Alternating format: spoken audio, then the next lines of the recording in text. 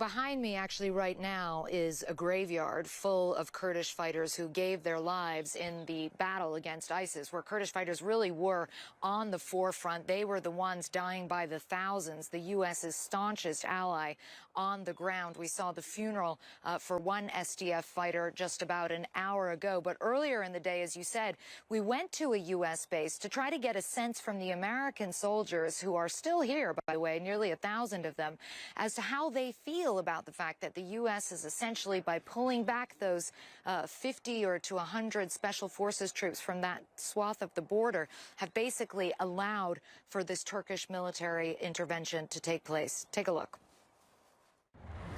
So even though U.S. forces have pulled back from the border area where Turkey is staging this military operation, there are still U.S. military personnel deployed across parts of northern Syria. We're here at one U.S. base. You can see in the distance there the American flag billowing, and we want to try to get a sense from the Americans who are stationed here how they feel about the U.S.'s decision to essentially allow President Erdogan of Turkey to go ahead and launch this military operation against the Kurds. The Kurds, of course, have been the U.S.'s main ally on the ground in the battle against ISIS.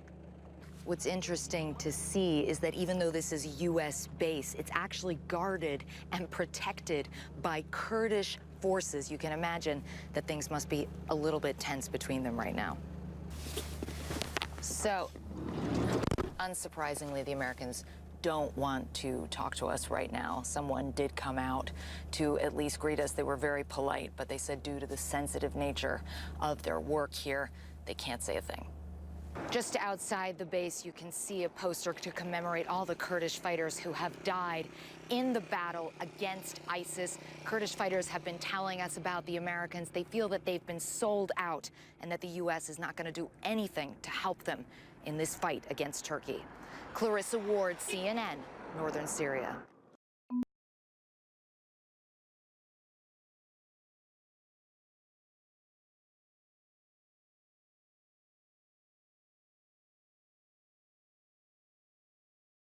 Like Elizabeth Warren, who thinks that the right answer is to break up the companies, if she gets elected president, then I would bet that we will have a legal challenge, and I would bet that we will win the legal challenge.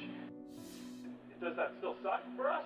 Yeah. I mean, I don't have to, have a major lawsuit against our own government. I mean, that's not like the position that you want to be in when you're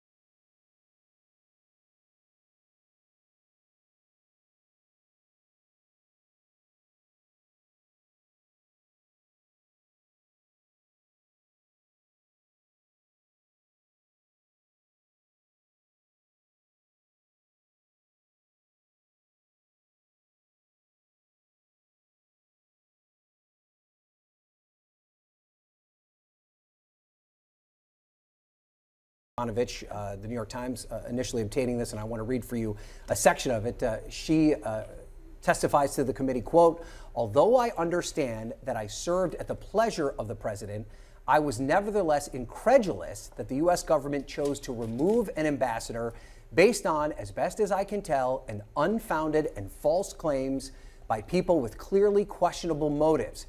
To make matters worse, all of this occurred during an especially challenging time in bilateral relations with the newly elected Ukrainian president.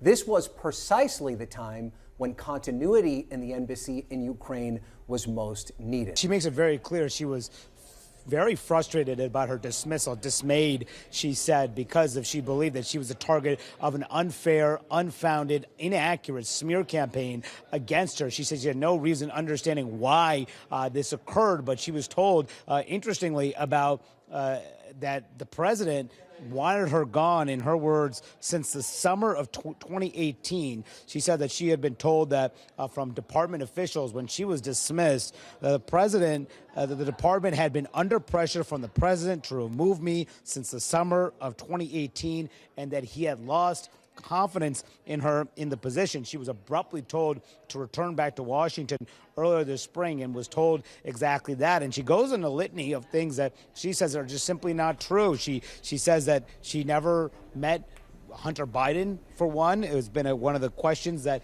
had been raised about her. She says that she was never disloyal to the president, which had been a main allegation about her, which is one reason why she had been being pushed out of the post, and she makes it very clear that she didn't do anything in her. She said the Obama administration did not ask me to help the Clinton campaign or harm the Trump campaign, as one of the allegations that have been raised about her. So she's trying to make very clear that she was unfairly targeted. She does not believe the reason why. Now, there's still questions about what she knew about the circumstances of around that July phone call with President Zelensky. She does say here that occurred after she left, but she makes it clear here she should not have been dismissed from the post. There's no reason to, but the president wanted her gone for about a year and eventually got her out of that position. So expect that to be a dominant line of questioning as members continue to press her behind the scenes here, Ryan.